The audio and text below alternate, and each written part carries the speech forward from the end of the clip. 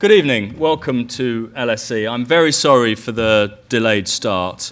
Will Hutton is on his way. He's very close. He's in a taxi. He's just got out and started walking. So he'll join us, I think, at any moment. So I'm sorry for the delayed start. It's my pleasure to be the chairman of this event this evening. My name's Simon Whitney from LSE Law, and I'm going to try and guide you through this evening's proceedings. As you already know, we're here to discuss and debate some very interesting ideas put forward by the Big Innovation Centre in their interim report called the Purposeful Company. The Big Innovation Centre, Will, welcome.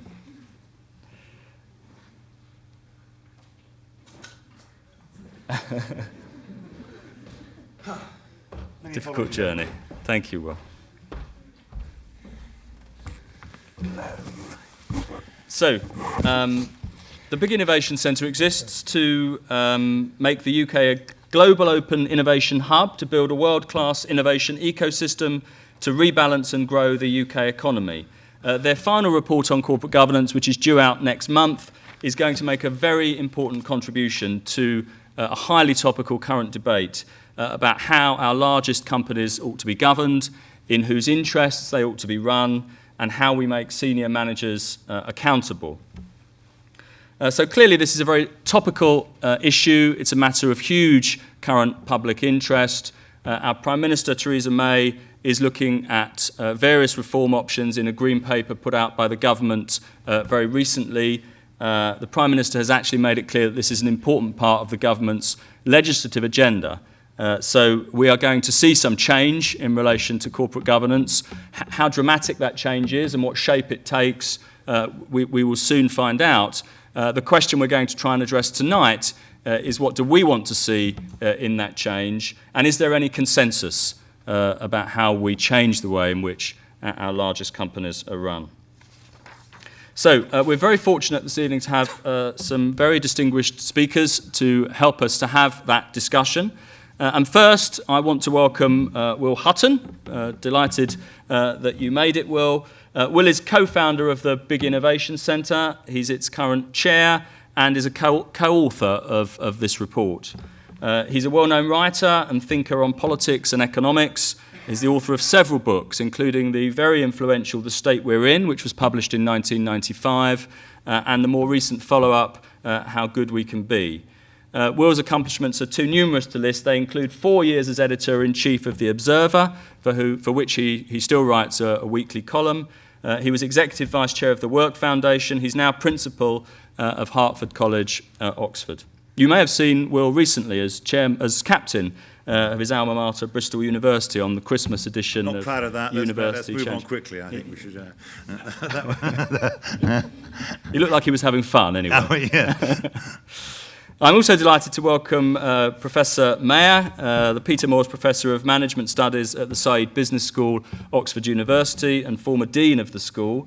Professor Mayer is also co-author of this report, as well as many academic papers on corporate governance, corporate finance, regulation, and taxation.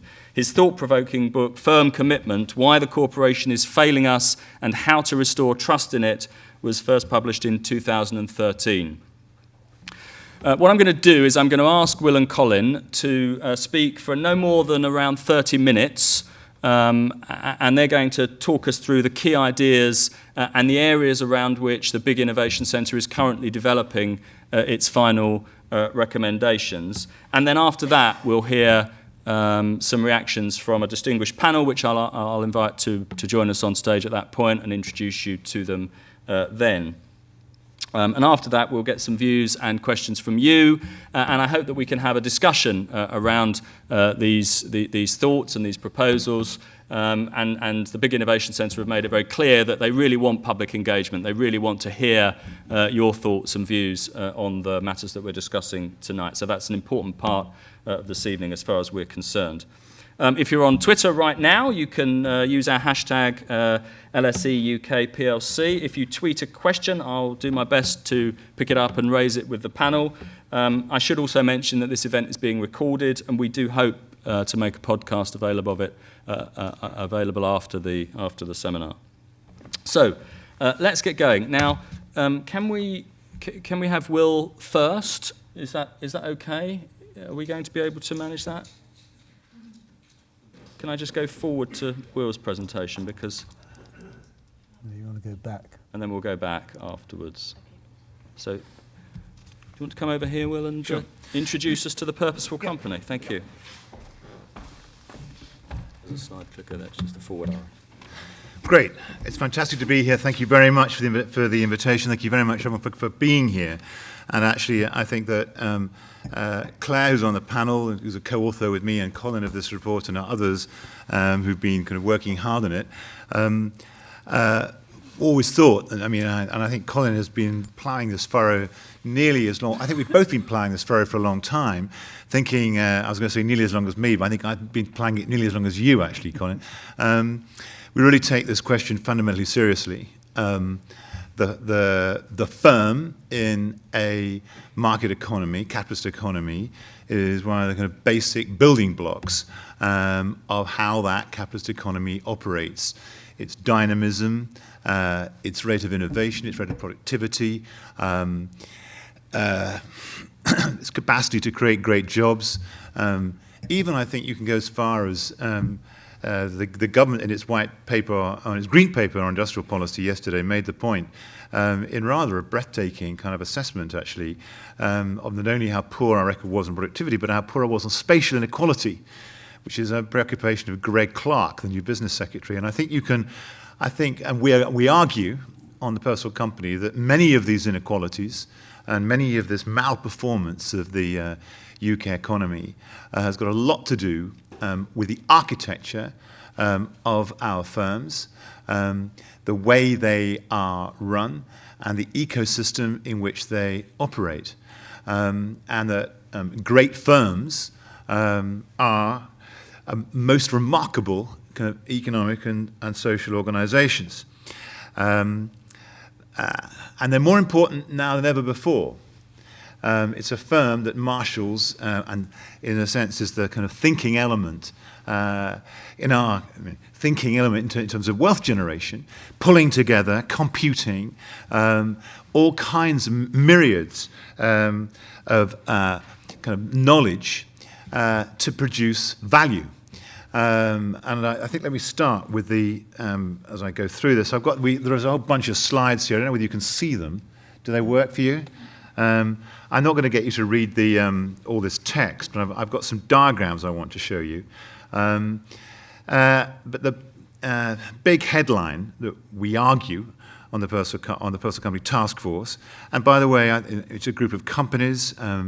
Kingfisher is one of them. Clare's a non-executive director of Kingfisher.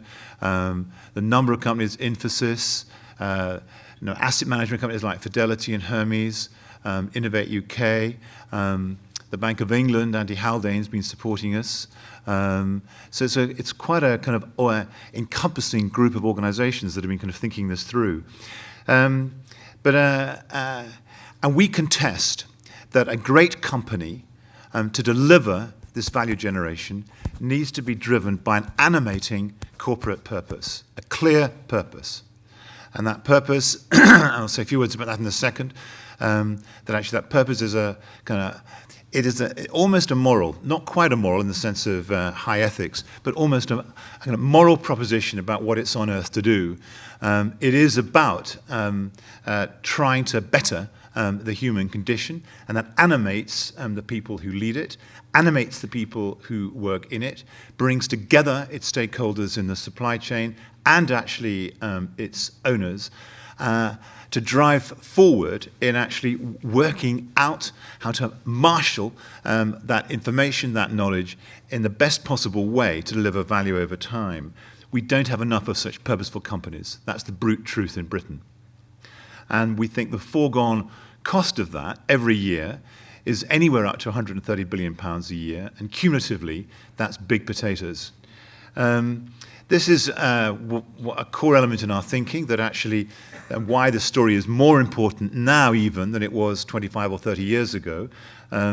Intangibles, which are everything from computer algorithms through brands, through kind of all kinds of digital information, research, all kinds of anything that is that kind of encompasses that kind of intangible revolution. We're living through the digital revolution. Everyone knows artificial intelligence. Everyone knows a story about robotics. Everyone knows a story about what's happening in the human genome, and all of that is intangible, or what economists call intangible. And these graphs just show the investment in intangibles crossed over the investment in tangibles, which is plant machinery in the more orthodox way people think, in 2000.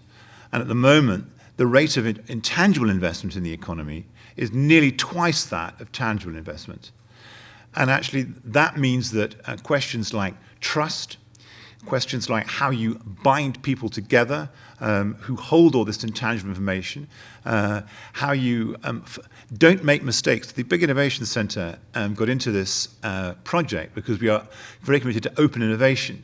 And our view is that in this world in which there's so much data, so much potential avenues down which a company can go, that you have to be porous, you have to be open, you have to collaborate with others, you have to forge trust relationships. And we quickly came to the conclusion that it's purposed companies that actually have that capacity better than non-purposed companies, better able to build those trust relationships.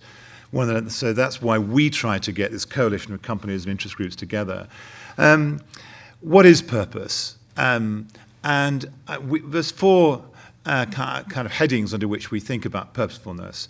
Purpose is not just being customer-centric or putting the customer kind of at the center of your kind of thinking.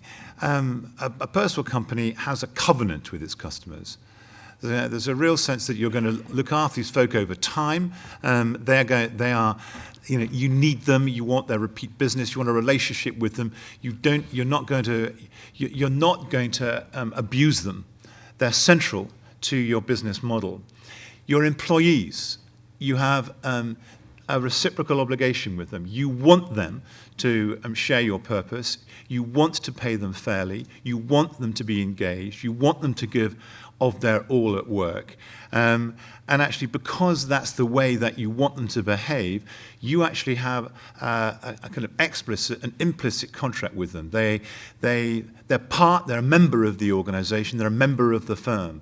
They're not actually notations on a spreadsheet to be disposed at will. There's a mutuality of interest between great purpose companies and the society of which they part. They actually recognize social obligations. They believe in issues like sustainability. And lastly, they really do believe, one way or another, in trying to contribute to human betterment.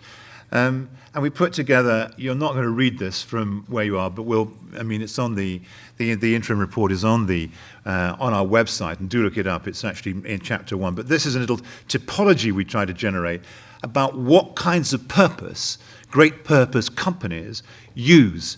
Either they make a claim to kind of offer everyone an experience that only a few have, and one of our task force members, Kingfisher, would make that claim about their relationship to DIY. Tata want to make very cheap cars for every Indian.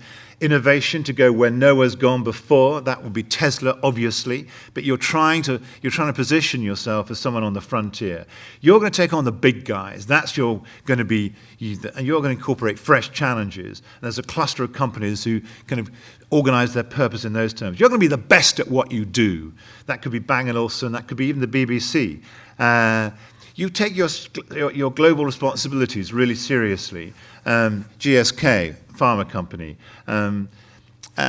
even Nestle, I think, would want to make that claim now after their scandal with milk 25 years ago. Human values. You are a company which actually recognizes the humanity of your stakeholders. And again, a cluster of companies, a Japanese company we put up there, Toyota, along with John Lewis. 6 categories in which you can think about the way companies declare their purpose and then try to live it. What we do in the interim report is we show beyond peradventure, and I think it's one of the a bunch of folk who kind of know this stuff, and I imagine there'll be some critics and some. But this, I hope that those who are evaluating what we've done will agree that are pulling together of the evidence that demonstrates that actually one way or another, purpose companies outperform their non-purpose peers. Their share price does better. They are more valuable innovators. Their cost of capital is lower. They retain people. They have less adversarial industrial relations on metrics on which you'd want a company to behave well. Purpose companies tend to be at that end. And on average, they outperform every year their non-purposed or less purposed peers by 5 to 7%. And over a decade, that really starts to mount up. Here is a demonstration of that by Professor Bob Eccles at Harvard, who over the last 25 years has looked at his metric for purposes. These are all companies that take sustainability one way or another very seriously, and you can see how they outperform a control group of companies that don't do that. Moving on quickly, I mean, why are there so few purpose companies in Britain? And the heart of that is that owners don't take their ownership obligations as seriously as they might. They don't commit to corporate purpose. Their relationship with their management teams is highly transactional. And the British ecosystem, what it obliges companies to do, what directors' fiduciary obligations, the insistence that a company is something to be traded on a stock market rather than actually look for ways in which you can get owners to commit to a company over time, and that's a whole bunch of factors which actually make it harder in Britain to get owners to commit to a purpose over a period, compared even with the United States. We often talk about Anglo-Saxon capitalism, but actually what became clear to us doing this work is that actually, in many respects, the United States looks closer to Germany or Japan than it does to Britain. And and one of the things that we got very interested in was this lack in the UK of block holders. That's to say, company part of your shareholder base who actually hold a critical mass of your equity. And if you look at this graph here, which is in many respects, this is the most telling graph we put together, and I hope you can see it. What you'll see is this is the proportion of your shares that are actually owned by a few number of shareholders. And if you want, it's much easier if you've got 6, 7 non-affiliated, not a family owner, not necessarily a government owner. We're critical of Volkswagen in that respect, who have block holders. But if you have non-affiliated block holders, they will be very effective in actually committing to the company over time, asking tough questions, sticking with it, and being part of actually the way it chooses to invest, and actually delivering lower cost of capital. And you want to be in the top right-hand quadrant and not the bottom left. And you can see where the UK lies. We are the outlier of vast industrialized countries. We have more dispersed, more anonymized, more transactional kind of shareholding base, our companies do, than any other country, including the United States. It's easier to buy a company here than anywhere in the world. That's why, I mean, they're concerned that ARM was taken out just last year by the Japanese. Easier to do it in the UK than anywhere else, because there's not 4, 5, 6, 7 block holders who will actually stick with the company. One of the reasons why AstraZeneca was able to fend off the bid from Pfizer was actually because it had some block holder shareholders who actually rallied to the cause, apart from the way the Pfizer kind of misplayed their hand there. Who will be our block holders? Who could be the block holder shareholders in Britain? Well, pension funds and insurance companies own less than 10% now of shares in British companies. And it's the rest of the world that actually tends to own, and foreign asset management groups, non-UK domiciled asset management groups that own the bulk now of the FTSE 100, indeed the FTSE 350. That's not in itself a bad thing, but it just points to the fact that how kind of dispersed our ownership base is in Britain. I've only got 2 or 3 more minutes because I want to hand over to Colin. We have a whole problem, we think, with our asset management industry. We don't think it's organised. We think it should have a dual mandate. One part of its mandate should, without doubt, of course, be promoting returns to its savers. But another part of its mandate is being a proper steward, an engaged steward of the companies in which it invests, permitting them to look to anchored shareholders who can allow executive teams to kind of pursue a purpose over time. We also don't think that executive pay is aligned with purpose. Too much executive pay is short-term. Too much is annual bonuses or 2 or 3 incentive plans are organised around very, very short-term time horizons for exercise of share options. And that makes it much, much tougher. You've got a very transactional shareholder base. You've got everyone look to kind of maximise kind of returns to get the share price over quarter by quarter by quarter, and that kind of gets into the incentive structure of management teams. And it just becomes difficult to actually hold that purpose over time. Who's going to kind of talk about covenants with consumers or reciprocal relation with employees or actually human betterment or innovation and investment when your back's against the wall and the incentive structure is all actually to deliver in that kind of short-term time horizon. I think this comes through. I mean, we all know the numbers, but it's worthwhile just looking at it. I mean, that black line at the bottom of that chart is business R&D as a share of GDP. And the UK has actually, in the late 1970s, actually, we weren't that bad.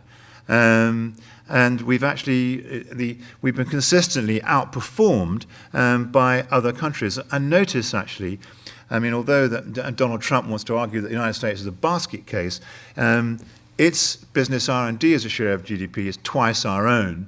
And we notice that the West Coast multinationals that have done so well over the last kind of 15 years, you know their names, all of them, one way or another, are purposed companies, and all of them have devices which allow their owners and their founders to pursue what in the terminology we call idiosyncratic value and drive forward in that way.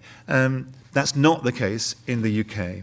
So, and even when you adjust our R&D for the structure of our economy, we don't have a large manufacturing sector which tends to be R&D intensive. Even when you adjust it, we still find ourselves towards the bottom of the class. Our stock market doesn't value intangible assets. We don't report intangible assets very, very, very well. We think one of the things that we became very concerned about was actually how kind of reports and accounts and actually what companies tell about themselves is actually not much use to an investor if you believe in purpose, an investor if you're looking for how they're innovating, what they're doing with their intangible assets. You don't even know what most companies' intangible assets are, and they're not systematically benchmarked. We don't know how companies are strategically using their assets over time. And you have a kind of analog accounting system for a digital world. And we think that's another very important reason for the stock market's undervaluation of intangibles and the things that makes companies grow over time. So I'm going to hand over to Colin. I think I've done it in 15 minutes. We actually think that what do we want? We want it now. What do we want? We want companies to be value creators rather than value appropriators. We want a broader set of objectives to be what corporate managements go after. We want the British corporate governance system, and I think it's brilliant that so many people are in this room discussing this. I think it's one of the 3 or 4 things we've got to get right in the UK if we're going to. I'm a passionate Remainer, but if you take the view that Brexit is going to happen, it raises the stakes even more. We've got to get our firms and the architecture in which they're located more innovation and performance and purpose oriented over time. The metrics obviously have got to be the ones that actually deliver what you want people to be measured on is how they deliver purpose, and ownership must be relational rather than transactional. If I have one thing to take away from what I've said, we want owners to own in the pursuit of purpose. Thank you very much.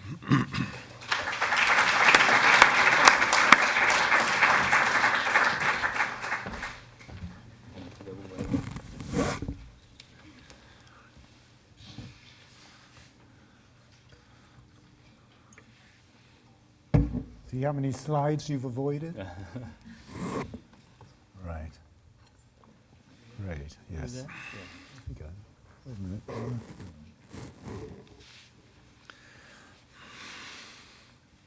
Colin is going to tell you what to do about it.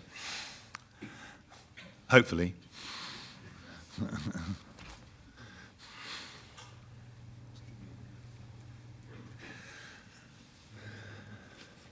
Okay, here we go.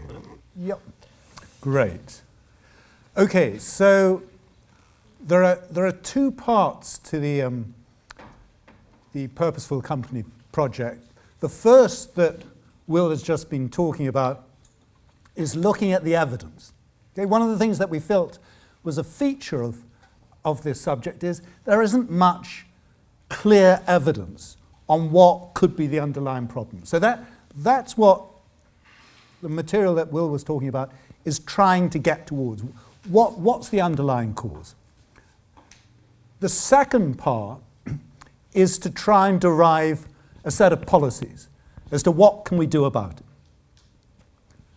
And we are looking at things like measurement, accounting, the role of finance, financial institutions, the incentive arrangements that exist, and executive remuneration and issues like that, and ownership. And we have a series of policy proposals that we're deriving based on this evidence as to what government, business, financial institutions can do to address the problem. Now, we can't discuss by any means all of it, but I want to just focus on one specific area that we're discussing in terms of policy ideas. How many of you here do in some form or another law or regulation as part of your course? Quite a large number, quite a large proportion. Okay, well that's great. Because alongside economics and finance, let me just say that law and regulation really matter in this area. And one of the things that we argue has gone wrong has been the way in which we have structured our corporate law and our regulation. Why? Because the objective that we've got is to try and promote companies with purpose. And there are 2 ways in terms of law and regulation that one might think about doing that. The first is by having regulation that promotes purposeful companies. And the second is by having a legal system that encourages companies to have purpose. Now, in many respects, regulation often goes in exactly the opposite direction. It actually impedes companies from pursuing purpose, because there are a variety of things that they can do to promote their purpose, to overcome the sorts of problems that Will was just talking about, insofar as we don't have owners, we have short-term investors, and we don't allow those long-term owners always to emerge. They're frequently impeded by regulation. Let me just give you some illustrations. In many countries around the world, there are things known as dual-class shares. What are dual-class shares? Dual-class shares are shares that give some shareholders more voting rights in the company than other shareholders. And, for example, in the United States, dual-class shares are commonplace.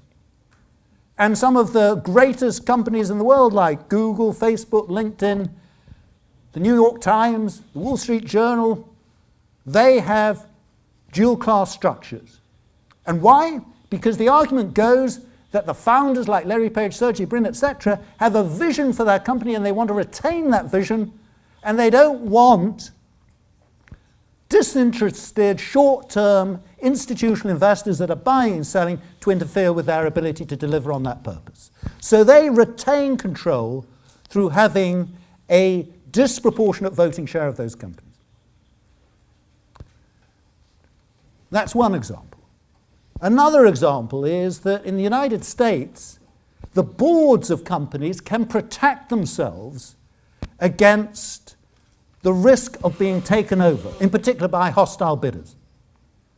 And they can do that through making it difficult for the acquiring company to change the boards of the firms, and they can do it through having a whole series of takeover defenses like poison pills. Now, the reason I say all of this is you can't do that in Britain. You can't do any of that. You can't be listed on the stock market with a dual-class share structure because the LSE says if you do have a dual-class structure, you can't be, quote, a premium-listed company. That's London Stock Exchange, not London School of Economics, by the way. Not the London School of Economics. Thank you. I just saw one or two eyebrows going up there.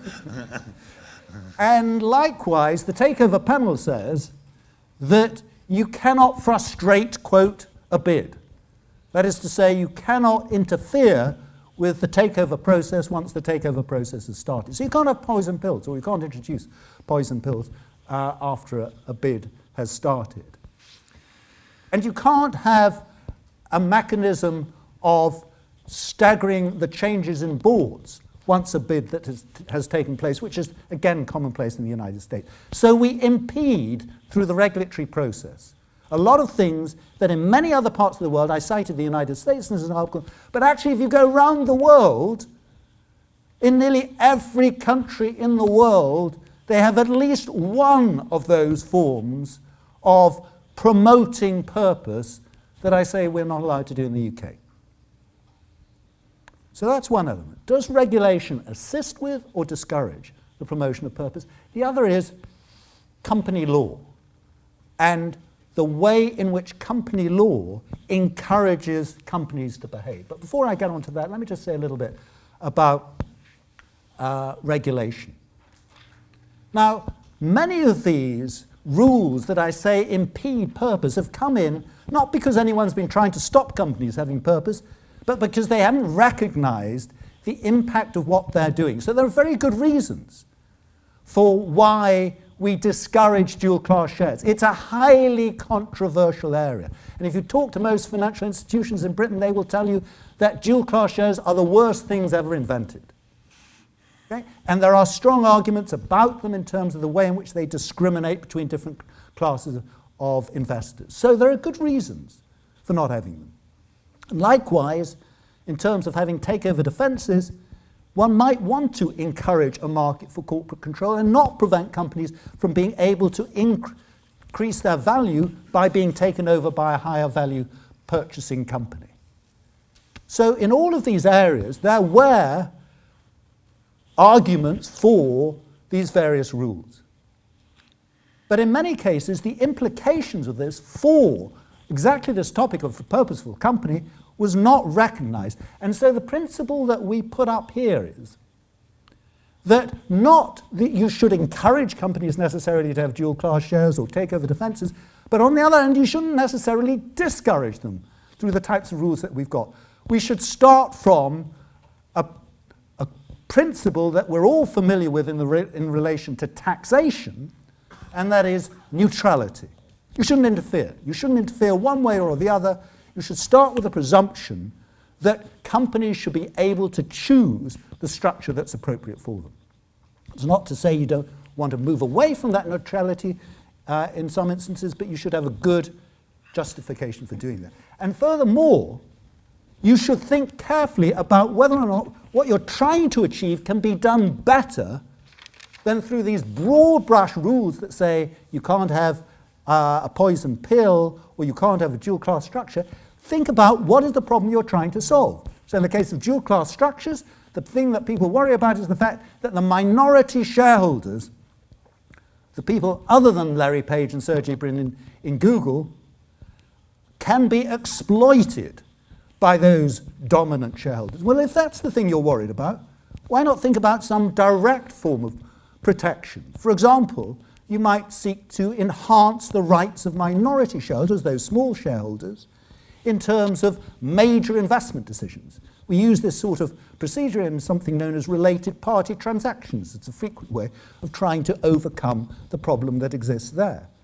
There are ways in which one can focus regulation and policy on the specific problems rather than trying to have big institutional-wide rules that then have lots of unintended consequences and side effects. And to give you one illustration, to come back to what Will was talking about the collapse of institutional investors in Britain, like pension funds and life insurance companies, one of the main reasons that that has happened is regulation. Because the way in which pension funds have to value their assets is basically against government security. They discount the costs associated with their pension funds, their liabilities, in relation to a government interest rate on index-linked bonds. And that encourages those pension funds to try and match their assets and their liabilities, not by holding equity, but by holding government securities. And they've shifted in vast quantities out of equities into bonds. Now, that is an unintended consequence, and that's an illustration of how regulation can have really damaging effects in exactly this sort of area. Now, that's fine. So regulation should start off from a principle of neutrality, unless there's a good argument for the contrary, and be focused. Be focused in terms of the way in which you try and design regulation when you need to have it. But we can go further than that. We can think about, can we use law to actually promote purpose? And by promoting purpose, what I mean is, can we allow companies to structure themselves in such a way that it helps them to fulfill their purpose? And the law, and I'll say a little bit about this in just a minute, can do this in lots of different ways.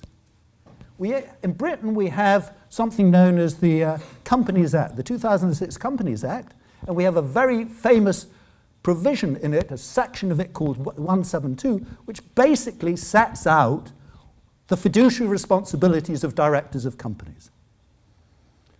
Now, people frequently say that British company law is very, quote, permissive. It allows companies to basically do what they want to do.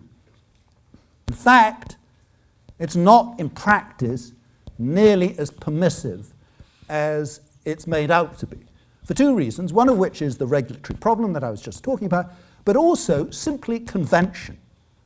There's a presumption that the role of directors is to uphold the interests of shareholders, and basically the way in which the law has evolved has been around that sort of notion.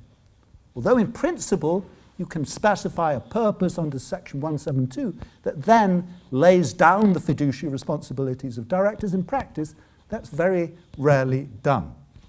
So what we discuss in the report is, can one think of ways in which one can facilitate companies to design their structures using the existing legal framework in Britain in such a way as to facilitate the promotion of their purpose. And I just want to briefly talk about three. The notion of a public benefit company, which some of you might have come across in terms of things like the B Corp, benefit corporations, the Public Benefit Corporation in the United States. The second is what we term the stakeholder participation company, and the third is the notion of privileged shareholder company. Now, what do I mean by these things? Basically, what we have in mind is that one can set out descriptions of different types of companies. Now, by a public benefit company, or a benefit company as it's sometimes said, what I mean is a company that states its public purpose.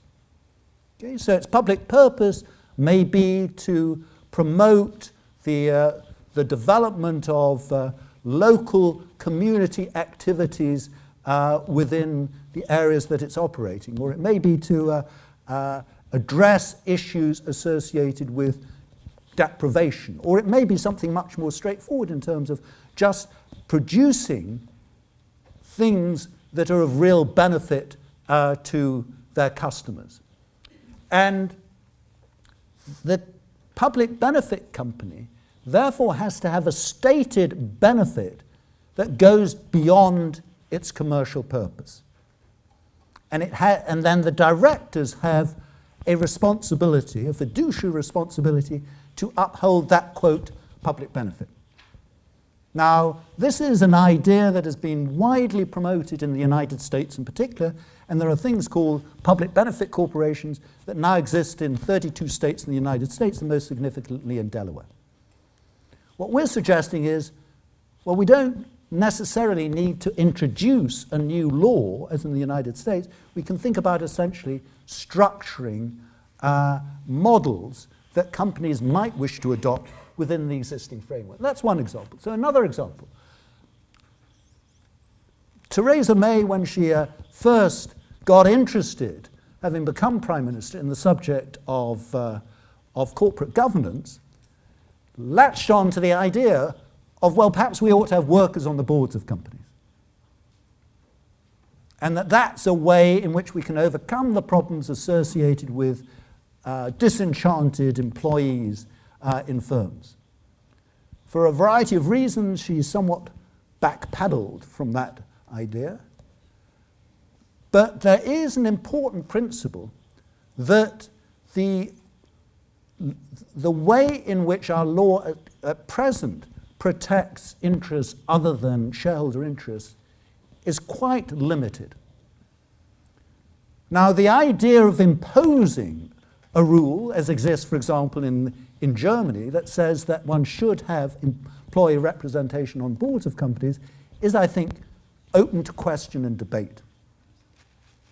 But what is less contentious is the idea that if companies believe it's in the interest of the delivery of their purpose to have employee representation on boards, or to give, as in the case of John Lewis, employees a say in the running of their company through having a council that represents employee or worker interests, and so be it. Why shouldn't they be able to do that? Now, you could say, well, within the existing law, they can do it anyway. Well, that may be the case.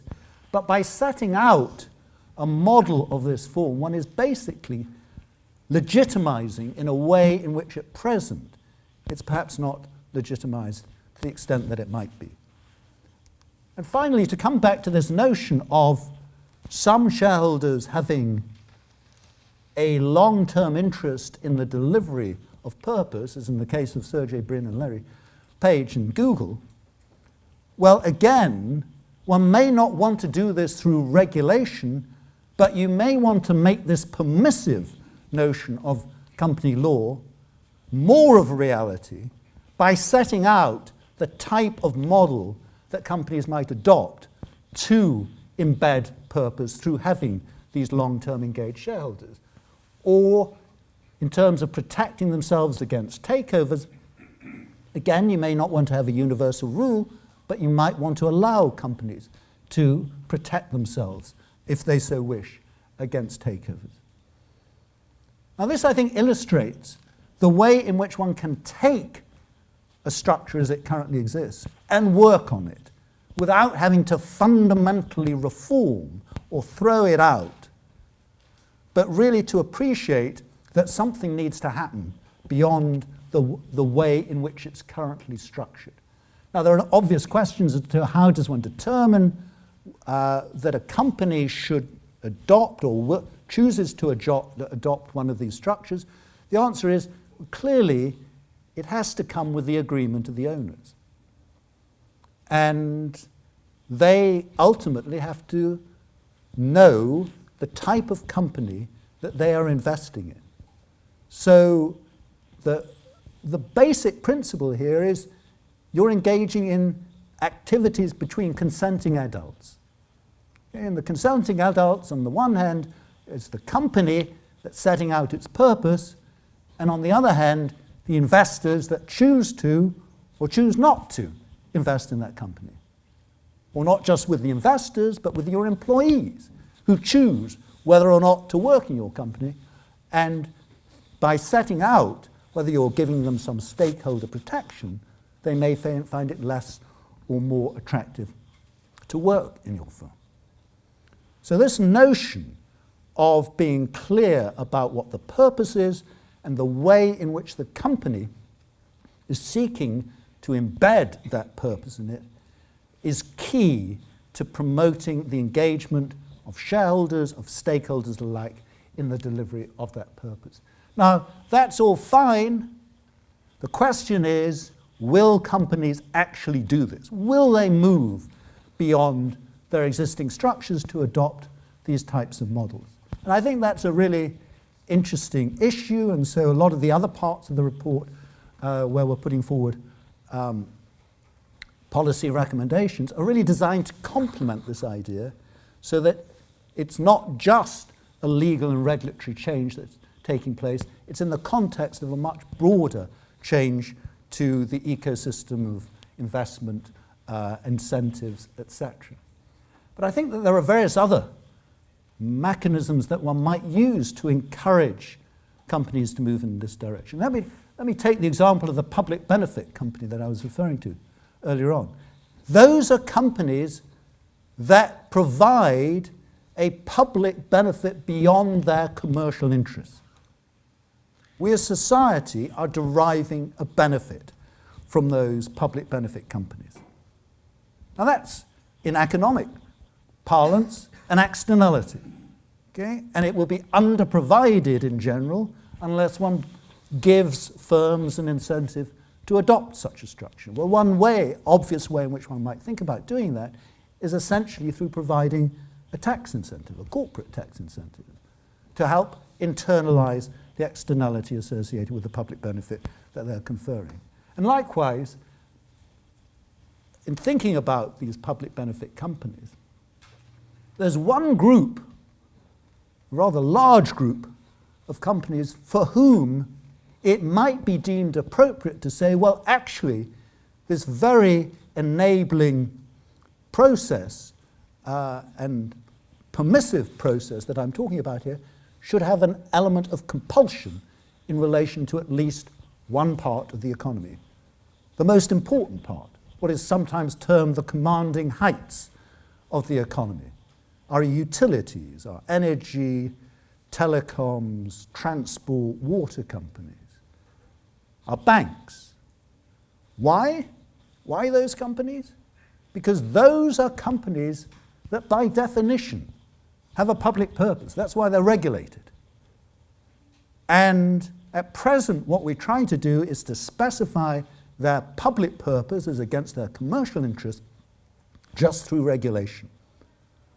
But that creates an immense conflict because the directors' duties are to their members, to their shareholders, in exactly the same way as their duties of any other companies are to their shareholders. And so they seek to maximize the financial benefits at the expense of the provision of their public purpose. And those are therefore, in some respects, obvious companies to think about as ones that should be required as part of their license condition to operate, to adopt a public benefit form. I'll stop at that point. Thank you. Brilliant.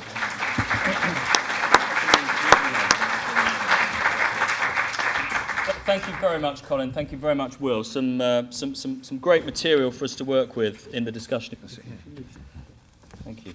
So now I'm going to get some panellists up on stage, and I want to spend the rest of the time we've got just over half an hour or so, engaging with those ideas. I want to try and get some discussion and some challenge going. I'm going to bring you in. I'm sure you've got comments and questions that you want to make, and so I'm going to bring you in just a moment. But first I want to give our panellists an opportunity to respond, to add their views, and hopefully to provide a bit of challenge to what Will and Colin have just outlined. Let me first of all, therefore, introduce you to my panel. To my immediate right is Clare Chapman. Clare is co-chair of the Purposeful Company report group, non-executive director and chair of the remuneration committee of Kingfisher plc. Kingfisher operates over 1,100 stores, employs 74,000 people.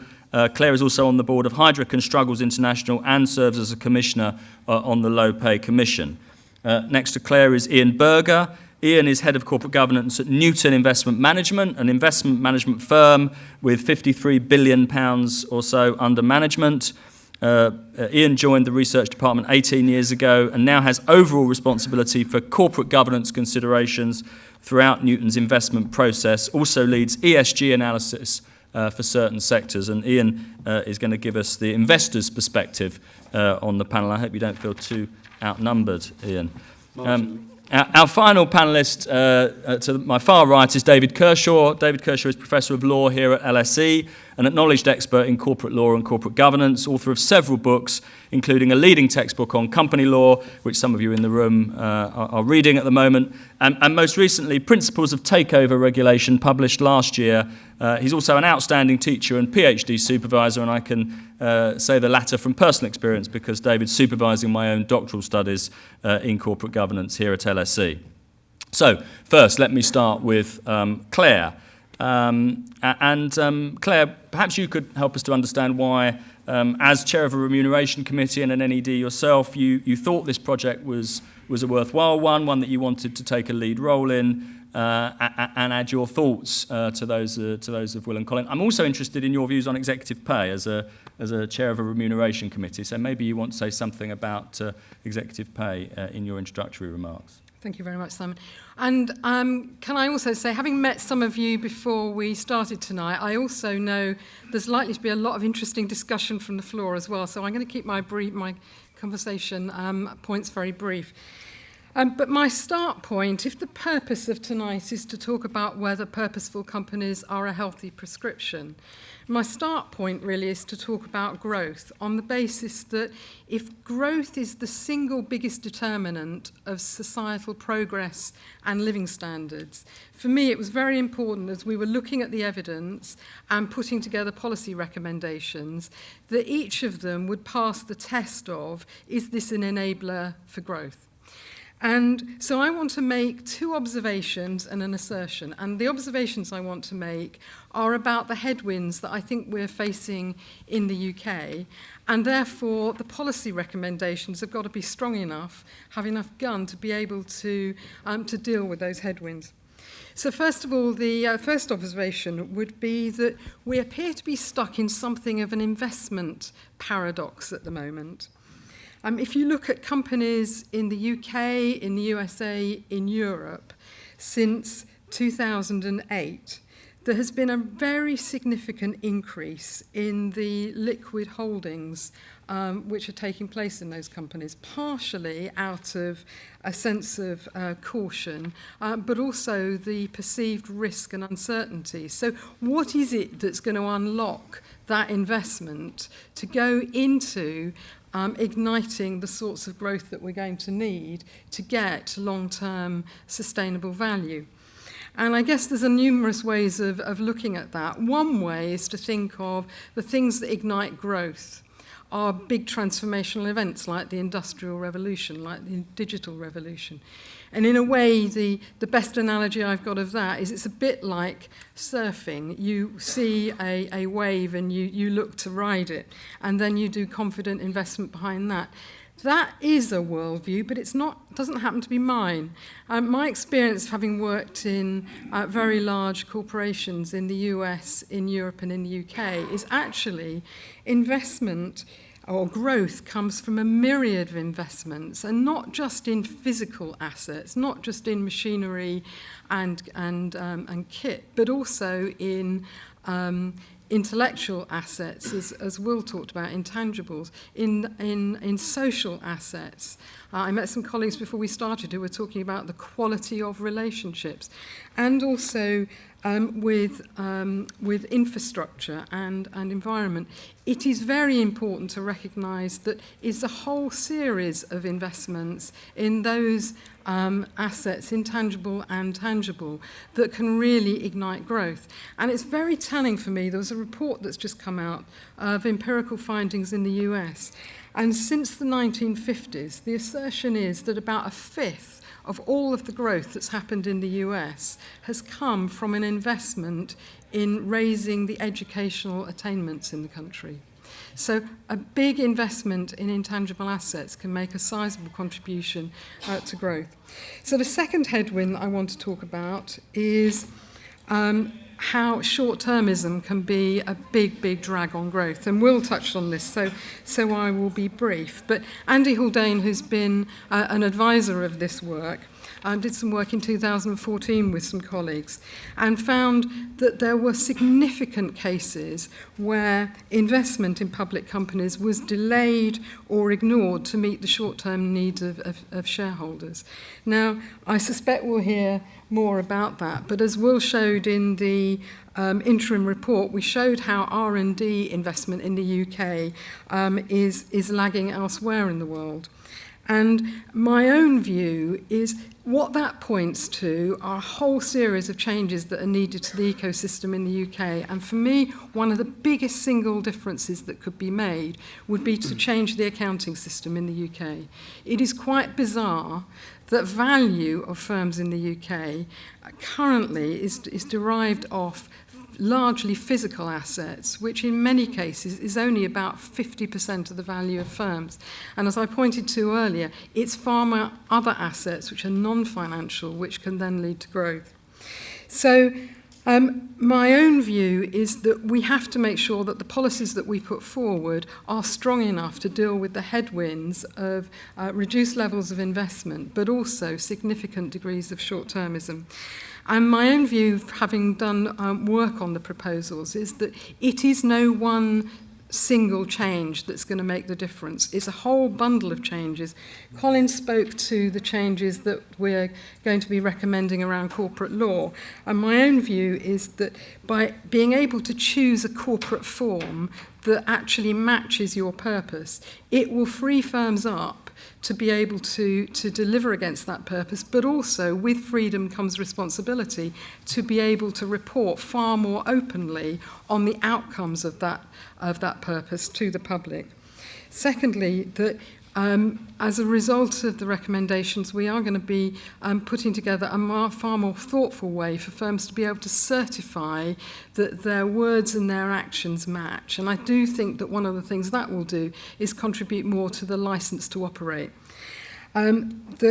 The recommendation to extend accounting to be able to take into account intangible assets and purpose. One of the benefits of that is it will result in much richer dialogue with shareholders and actually far better problem solving and resilience and adaptiveness, because of course better listening to shareholders and responding to the needs is actually a great way of being able to manage risk. And you talked about executive remuneration.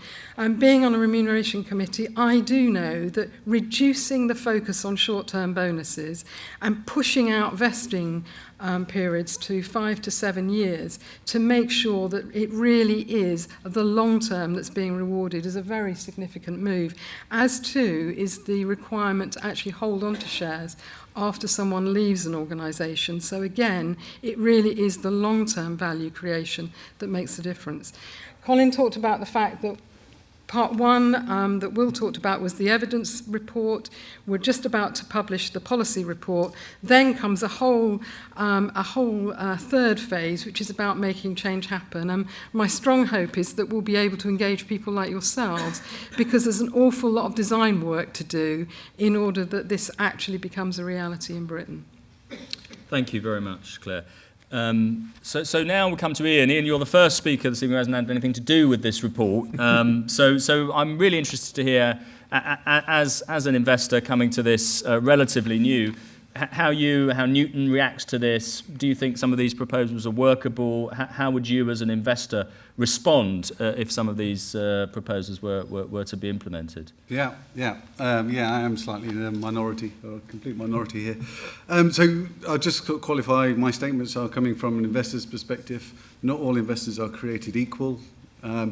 Newton is a long-term, long-only investor. We invest globally, we're active, we don't follow indexes, and we don't pretend to be an index investor or an active investor that follows indexes. So we also consider ourselves to be good stewards. Like there's a number of us in the city, I'm based over essentially about a mile away from here, that we consider ourselves to be good stewards. We engage with our investee companies, we exercise our voting rights, we try to hold companies to account for their purpose, let's say. So I've been around at Newton for 18 years doing governance for all that time. Also a little bit of what we call E&S, so the environmental and social, which falls under ESG. So I've been doing that also, and one of the things that I've been noticing really over the last few years is the propensity to change and the appetite for change amongst the investment community. So things like, I suppose, diversity probably started and lit the paper back in sort of 2010. Investors really did start to kind of think a little bit more outside of the box, looking at the intangibles, looking at things like human capital. Companies forever telling us that their employees are their biggest asset. But that's all they tell us. They don't go into any details. How do they value that asset? How do they manage it? And how should we as investors interpret that asset? Remuneration, big innovations going on. We've been talking about it pre-May's comments, and there's lots of appetite out there for significant levels of change. It requires, for change to come about, it requires companies to be innovative. Companies have been burnt recently, so there's less opportunity, less excitement amongst the corporates to really come up with something innovative if they're going to get knocked down by the shareholders through the vote, assuming we have one share, one vote. An interesting concept, and happy to talk more on the one share, one vote side of the dual class voting structures. Fundamentally, we're really focusing, for us at Newton, we're focusing on the culture. We meet with the management. We like to sit opposite, across the table from them, see the whites of the eyes. One of the key areas of conviction for us as an investor is trust. Trust in the management that they're going to protect our clients' value. We don't have any money. It's our clients' money. That's what we're investing for. We're investing for people, for pension funds where you have the man walking the street is the lady walking the street is the member, and that's whose money we're looking after, and that's whose money we should always be considering when we're investing. And kind of on that point, to say, as an institutional investor, we're the servants of the asset managers, not trying to pass blame at all, or pass any bucks. But if our clients are going to tell us to jump, we either say, no, we're not going to jump, and we walk away and we go into a different room, or we say, oh, how high do you want us to jump? If they're going to come to us and ask us more and more so about investing in companies that have a purpose, that look after the intangibles, we're going to do more about it as a collective investor voice. We're not hearing that to a massive sort of level of volume yet. It's increasing. There needs to be something happen, and we're seeing things happening that will increase the volume of that voice from the asset owners who provide us with the capital to invest for them. So what I suppose fundamentally saying is we're in an area of change. We're definitely, within the last 18 years, I've not seen the potential that kind of lies in that. If I could just come back on a couple of points around block holders. So I think, Will, you were talking about block holders. One of the things in the UK, I'm a part of a group, there's 20 of us institutional investors within a group that may, under the radar, be considered to be a block holder. For instance, so within that group there's JP Morgan, there's BlackRock. May not be considered UK investors, UK domiciled investors, but we get together with the 20 of us. We're called the Corporate Governance Forum. We're not official. We operate within regulatory bounds, of course, but we get together on at least a monthly basis to talk about companies that we're invested in, to try and give that that sort of cohesive voice to the corporates. Maybe that block holder scenario is not necessarily appreciated in the chart that you showed. I could be a lot more controversial. Within the paper, there's 21 options or recommendations. I think that's the term. I'm happy to talk about any of them if anybody's read the paper. I have some views. Thank you. Well, perhaps we'll come back to some of those views in just a moment. I just want to bring David in, and David, we'll open this up to the floor in just a moment, but maybe you could give some of your reactions, and in particular, perhaps on the legal and regulatory side, the extent to which you think some of this is going to work. Well, maybe given time, I should sort of get the conversation going in terms of the conversation between the panellists and then to be able to open it up. So I'll be very brief. So I think it's a fantastic report. I think you're putting this issue on the map like no one has done for... actually, since you did it last time, Will, at the end of the 1990s. And but I think my real concern with this project is that you're doing way too much. You're doing too much, and that risks, therefore, achieving, I think, too little. You're covering ownership structures, the legal ecosystem, executive remuneration, asset management, accounting regulation. And in each one of those areas, you're going to face enormous legal, regulatory, and policy battles. So for me, the question is, why aren't you focusing on what matters the most to the exclusion of pretty much everything else? And what matters the most, I think, is what Colin focused heavily on in his comments, which is the legal ecosystem. We have a legal ecosystem in the UK that could not be more poorly suited to facilitating a purposive company on pretty much every front. Strong mandatory removal rights, strong mandatory approval rights, takeover defence regulation that prevents the use of takeover defences. We could go on and on. And what you need to facilitate that eco-structure is a paradigm shift in UK company law. It's a profound shift that runs against decades of ideas about how to regulate corporations, about the importance of accountability, about rationally apathetic shareholders that we need to protect, about ideas about how the UK has the best corporate law that we sell to the rest of the world. You're running up against all these things. There's a major battle. So my question to you is, why not just focus on that? Because that matters more than anything else. So hold that, and perhaps we'll come. I want to come back to that, but I do want to try. We've only got. I'm going to try and hold. I'm going to hold you here until about 8:05, if you don't mind. We started 10 minutes late, so we'll run through until 5:05, if that's okay. And I do want to try and bring in some thoughts from the floor before we put that back. So let's take 2 or 3 questions, and I can see 3 hands up straight away. So there's a gentleman here, a gentleman here, and a gentleman here. If we could take those 3, come to this one first, please. And then if there's time, we'll come back, and I hope there will be time to have some more. Yes. Good evening. I'm Stephen Hockman. Very, very important work. Unfinished business following the end of the Blair regime, and undoubtedly key to the revival of the centre-left, if that's ever going to happen. But I very much agree with what Professor Kershaw said, and let me make it even more specific with this question.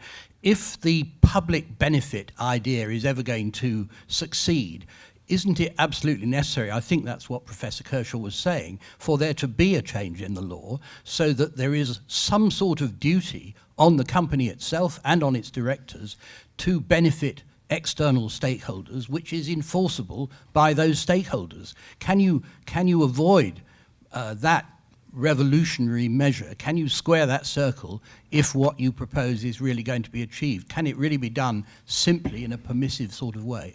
Thank you. And if we had another question here, please. Actually, I'd like to take on Professor Kershaw. I should say I'm a partner of Linklaters, the law firm, and a member of the takeover panel, as it happens. I I disagree that the law is the problem. In fact, I think Professor Mayer, having said the law's the problem, demonstrated it wasn't the problem. Because, number one, you can have dual classes of shares.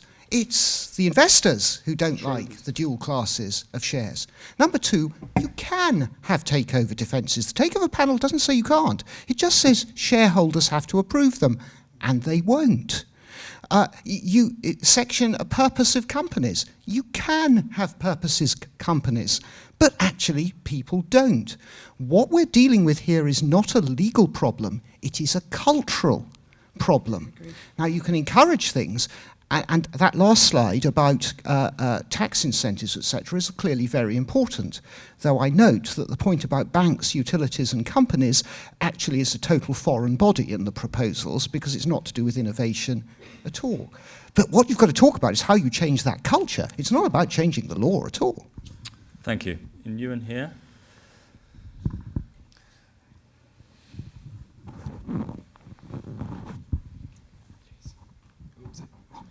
Yes. Thanks very much. Ewan McGahey, King's College London. Fascinating discussion. I noticed that we've got people on the stage from Oxford University and the London School of Economics. And so that leads to the question of stakeholder involvement. In the Oxford University Act of 1854, a mandatory rule, it said that the staff of the university had to have a vote in the university's governance, and students do as well, so that's a bit like consumers. The Memorandum and Articles of Association of the London School of Economics do the same, so employees get a vote, so do students. In the governance structure of the university. And I think that you'd agree that these are reasonably innovative, long-term thinking, successful corporations. So if mandatory regulation works for universities, why wouldn't it work for the rest of the companies in the UK? Thank you. And yes. Yes, thanks. I just wanted to build on the point about culture. Also, Bristol not just Bristol on the stage up there.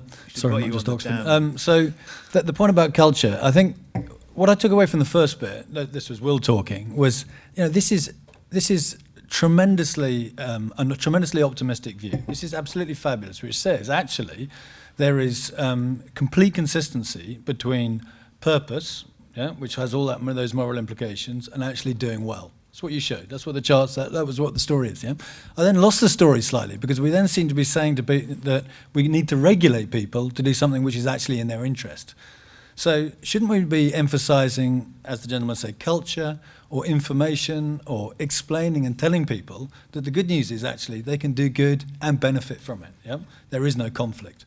I think one of the challenges and one of the reasons that hasn't happened is because I think it is quite difficult to tell the purpose story and then to tell how you're doing against it. So again, it's the vision and the action against the vision. Right?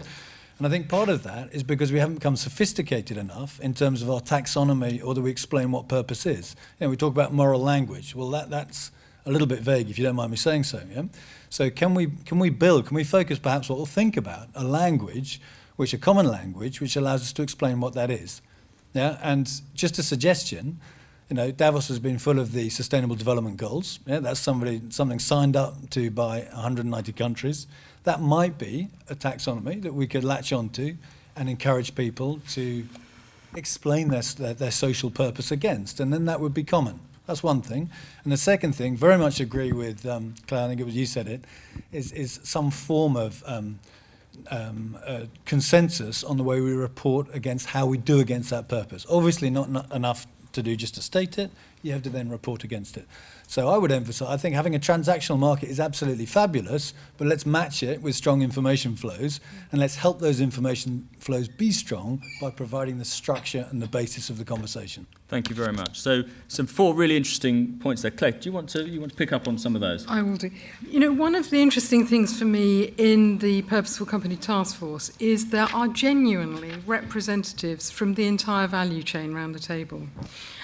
What became very, very obvious from the first meetings is that there is no one silver bullet like change corporate law. or change this element of technical machinery. The reality is there are a number of things that need to happen in terms of the behaviour of firms, the behaviour of investors, the behaviours of regulators in order that this works. And I totally agree with the gentleman from Linklater. Sorry, your name? From Richard's point, from Linklaters, about the fact that this is cultural. And an example for me would be, I know, working in the corporate side of the equation, that if you change the company law, I'm sure that will be interesting, but would it really change day-to-day behaviour?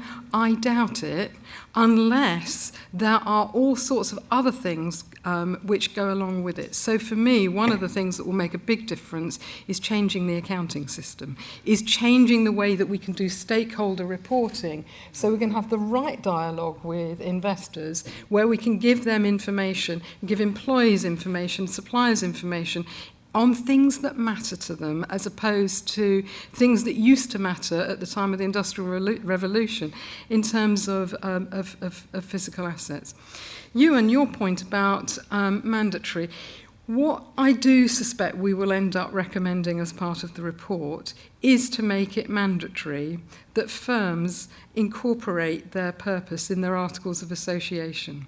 Why? Because in a way, it's back to the cultural point. One of the things it therefore requires is that companies have the discussion on what do we stand for, what is our role of the world, and how are we going to express that in the way that we go about our business. So in the same way that I don't think it's just corporate law, I also don't think it's just permissiveness. I also think you're likely to see some recommendations in there which have some elements of mandatory as well. Thank you. I want to bring Ian back in, and then I'll come back to David as well. But Ian, there's a bit of a disagreement as to how much law and regulation, the role that plays, and how much of it's institutional culture. I mean, do you sense amongst your clients that there's a you alluded to the fact that you didn't think there was a big clamour for change. Do you think that there's a problem culturally with some of the institutional investors in the country that's going to prevent some of this stuff from ever really from ever really being properly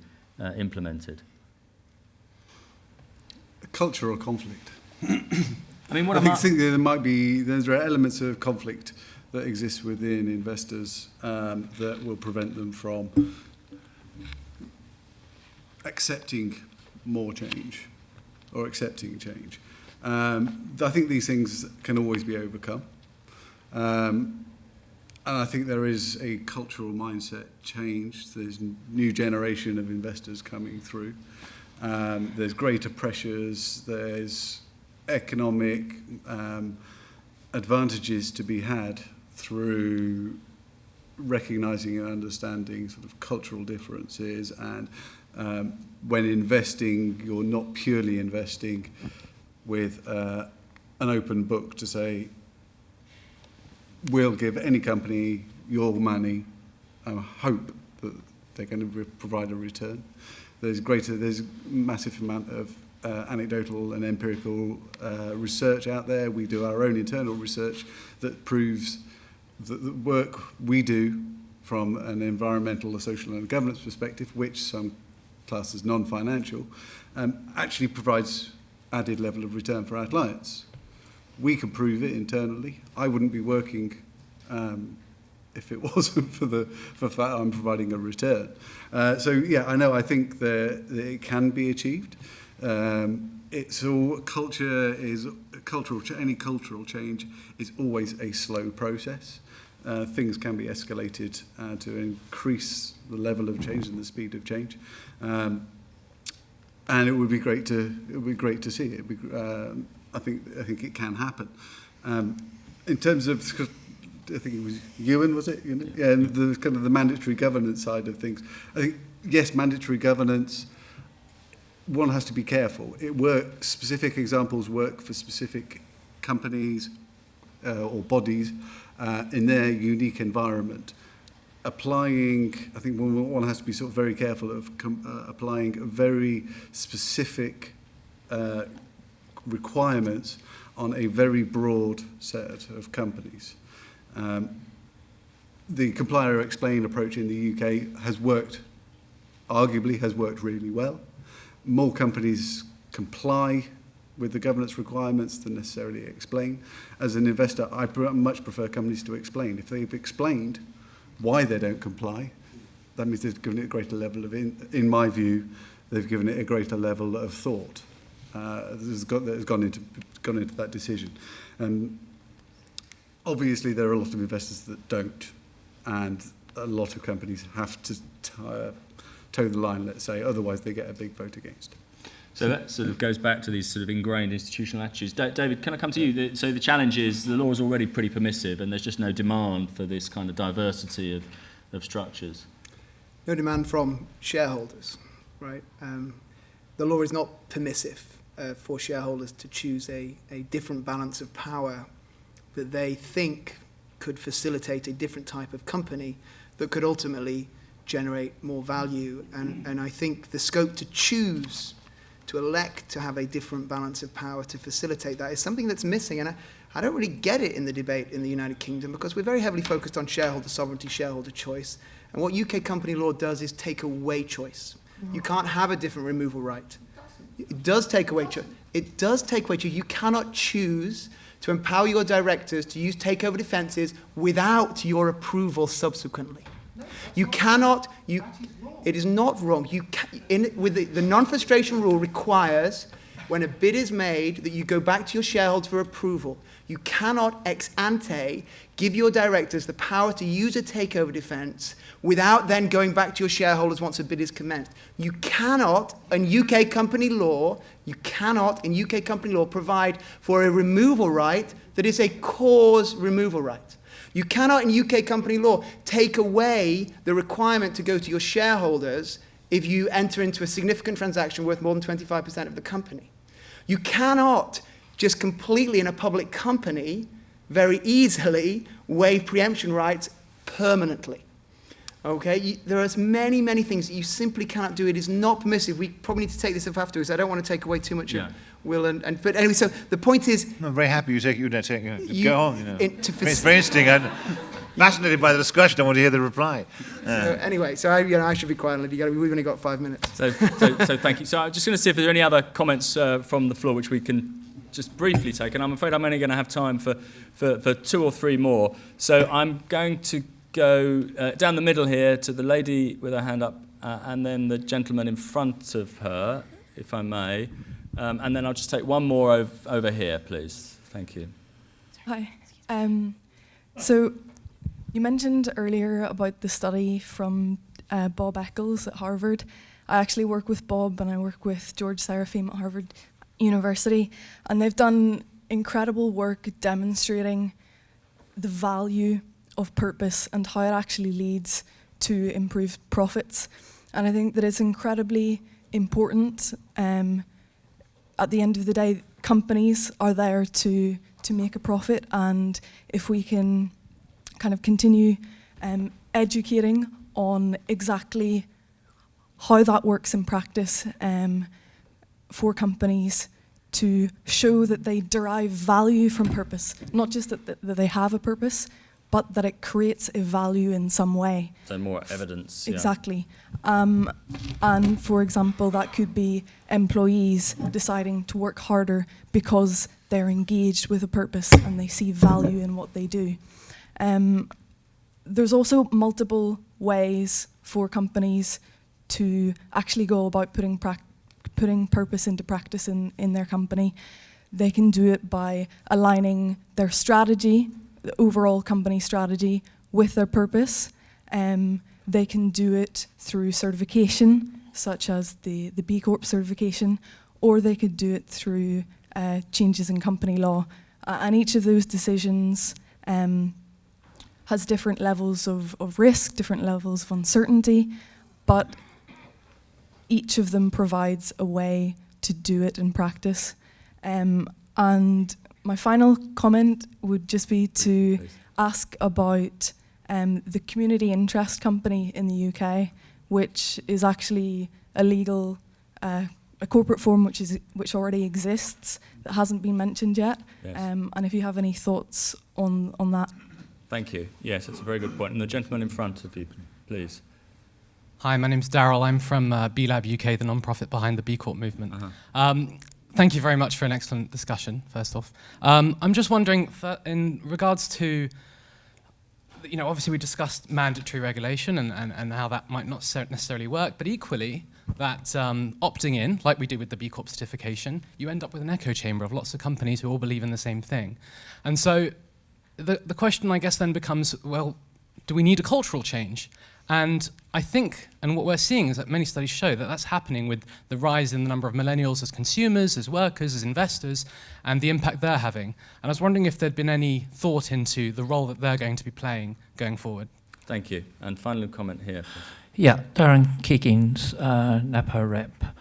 Can I just ask, you spoke about, you've approached the government on having representation on boards of companies, and I get the impression that they're now coming back with slightly cold feet, if possible another U-turn. Perhaps, is there any information as to why that would be the case? Because I believe it works very well in Germany. Thank you. Thank you very much. Thank you for those comments. I'm going to ask Will and Colin to perhaps have the last word, and specifically to pick up on those 3 points. So did you look at community interest companies, and what do you think of them? Do you think that there is a change in culture that's perhaps coming through with a new generation that's going to drive some of this change? And you don't, I think, well, at least you haven't published your final report yet, so we don't know, but you didn't seem to be going in the direction of actually mandating employee representatives on board, and I just wondered whether there was a reason for that. I'm going to have to ask you to be brief, but if you could try and deal with those.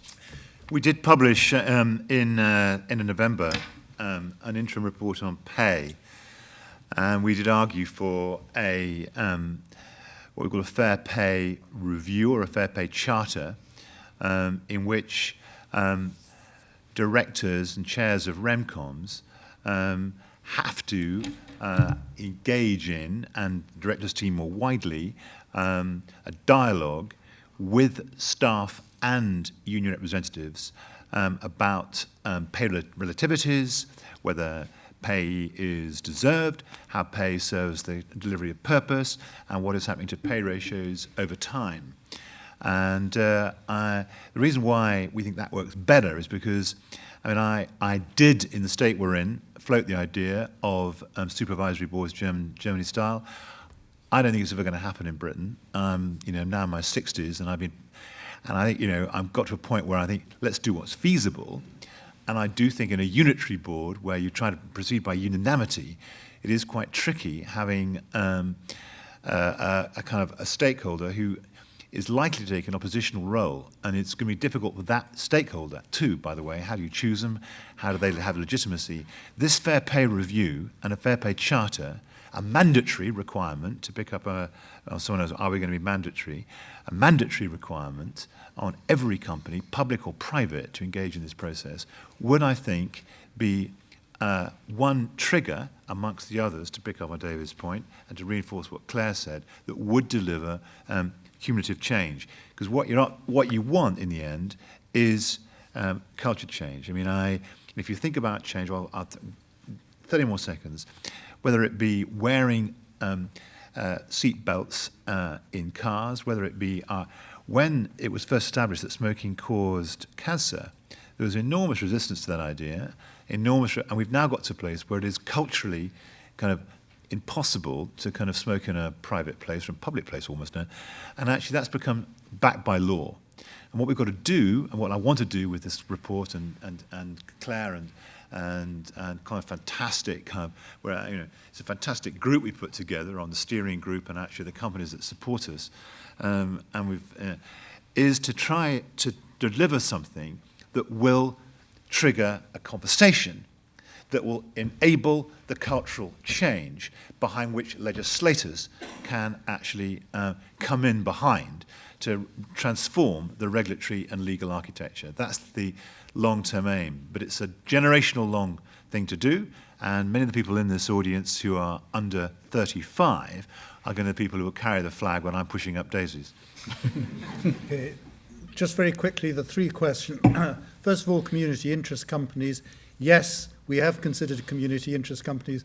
They are important, but they operate at a very small scale. They do exactly what they say they do in terms of trying to promote local community interests in certain activities. They differ in that regard from the benefit corporation, which is seeking to essentially create a broader public benefit. Will millennials play an important role? Absolutely. I mean, in essence, what we've seen going on because of our dysfunctional corporate structure, that there's been essentially a theft by current generations of capitalizing on assets at the expense of future generations. And that's exactly what you generation need to really react against. And that's why this issue is of such importance to you. Great. Just very quickly, German supervisory boards, in essence, some of our most successful companies. Just think about John Lewis. What does John Lewis have? It has a council of employees that essentially performs that sort of oversight and stewardship function. So it isn't a model that we're going to adopt wholeheartedly in the UK, but there are certainly elements of it that should be featuring in our governance going forward. Thank you. Okay, so thank you very much for staying until 8:10. Before I go, I have to tell you briefly about two other forthcoming public events that LSE Law are holding in the coming months. First, on the 6th of February, we've got a panel discussion on whether time limitations should be applied to criminal law in an event called Stale Crimes. And then on the 13th of March, Nicola Lacey will be in conversation with Baroness Shami Chakrabarti, discussing her position as Shadow Attorney General. Please do try and join us for one of those. Finally, you'll probably see some people shaking buckets on the way out if they haven't given up and gone home. They're collecting for Rag Week, so good causes. Please dig deep. It only remains for me to say thank you very much for joining us this evening and for your contributions. And, of course, to my brilliant panel. Thank you.